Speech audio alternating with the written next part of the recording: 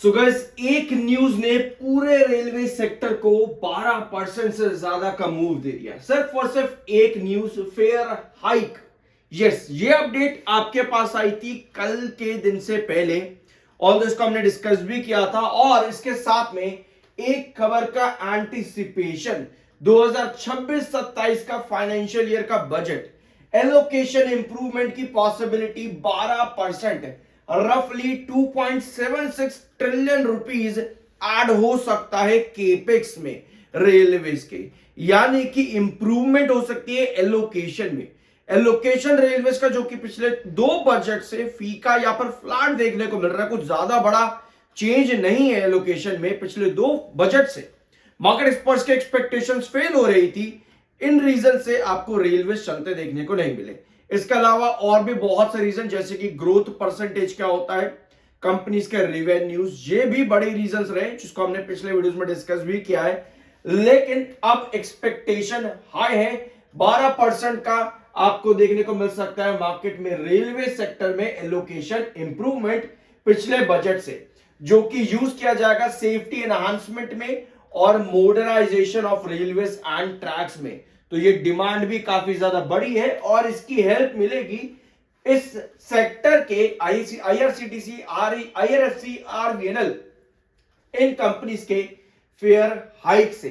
अब क्योंकि IRFC, RVNL और आईआरसीटी तीनों ही रेलवेज का पार्ट है, तीनों ही रेलवेज में अपना कुछ ना कुछ योगदान देते हैं, तो इसी वजह से बेनिफिट्स भी आपको इन कंपनीज पर देखने को मिलेंगे।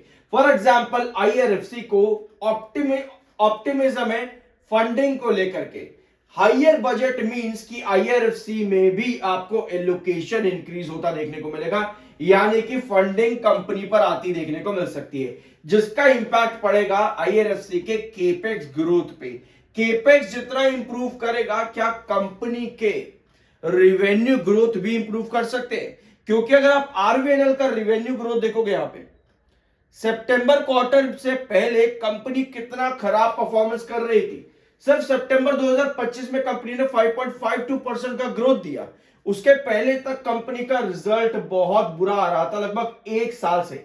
मार्च 2024 तक कंपनी ने 17% का रिजल्ट दिया रिवेन्यू ग्रोथ पर, और मार्च 2024 तक स्टॉक में बढ़िया तेजी भी रही है।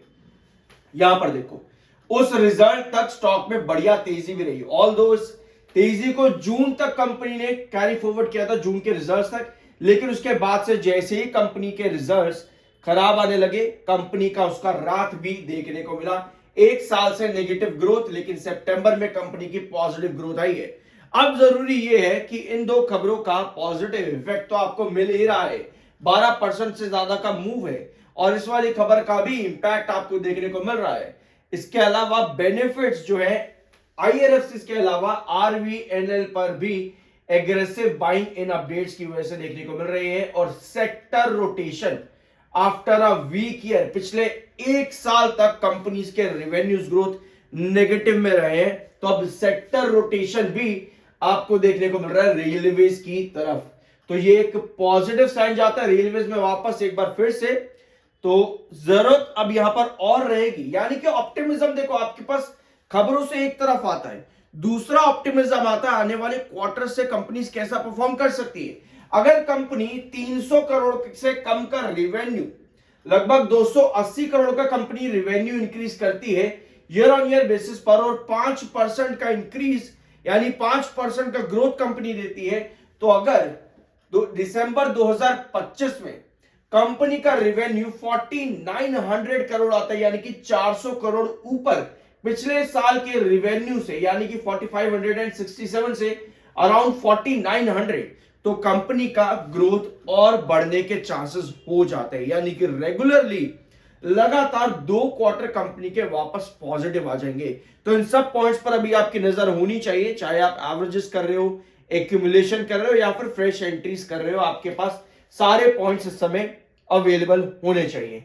इसके अलावा एक अपडेट कंपनी में आई है डीआरसी की तरफ से, डिमांड है 4.26 लाख फ्रॉम बेगमपेट एसटीयू डेटेड 23 दिसंबर 2025। तो डेप्यूटी कमिश्नर जुरिस्डिक्शन यहां पर डिमांड करी गई है इतने अमाउंट की, तो ये भी एक अपडेट है आरवीएनएल से रिलेटेड। इसके अलावा बायर अभी भी ज्यादा बने हुए हैं इन कंपैरिजन विद सेलर, तो ये पॉइंट भी आज के लिए पॉजिटिव जाता है।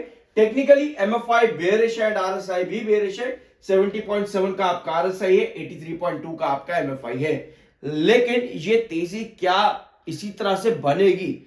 बढ़िया मूव है। अब पॉइंट्स यहां पर देखना, दो रिस्ट्रिक्शन आज ब्रेकआउट कर चुका है। 368 मार्क कर लेना अगर चाहो तो इसको, 368 एंड 386। तेजी कहां से बनी? 304 से, जो कि आपका पुराना बेस लाइन भी था। यहीं पर आपके पास खबर आती है कंपनी के फेयर इंक्रीज होने की, जो कि कंपनी के रिवेन्यूज को मदद देगी। रिवेन्यूज को मदद देगी तो कंपनी के प्रॉफिट्स भी बढ़ते देखने को मिलेंगे।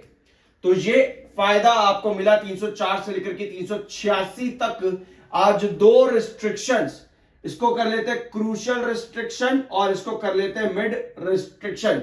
इसके अलावा अगर यहां सस्टेनेबिलिटी बनती है, इसके बाद में आपका जो नेक्स्ट रिस्ट्रिक्शन पॉइंट आता है 408 पे, 386 पर आती है। थोड़ी बहुत सेल ऑफ देखने को मिल रहा है जरूर। दो रिस्ट्रिक्शंस आज ब्रेकआउट करे, सस्टेन कर पाता है तो नेक्स्ट रिस्ट्रिक्शन 408 की तरफ आ रहा है। सिर्फ और सिर्फ 5 सेशन के अंदर, यानी कि ऑलमोस्ट एक हफ्ते में बहुत बड़ी तेजी है ये आरवीएनएल के अंदर, जो कि एक साल में देखने को नहीं मिली due to weak revenue growth. Q3 से उम्मीदें रहेंगी। सितंबर क्वार्टर भी कंपनी ने पॉजिटिव दिया है, दिसंबर से भी कंपनी से हाई एक्सपेक्टेशन जरूर रहेंगे। और उसके साथ में बजट टाइम भी आपका आ जाता है, जहां पर एलोकेशन इंप्रूवमेंट के चांसेस भी बन जाते हैं। सब्सक्राइब जरूर कर देना। I am NISM 7 certified. मिलता है अगले वीडियो में।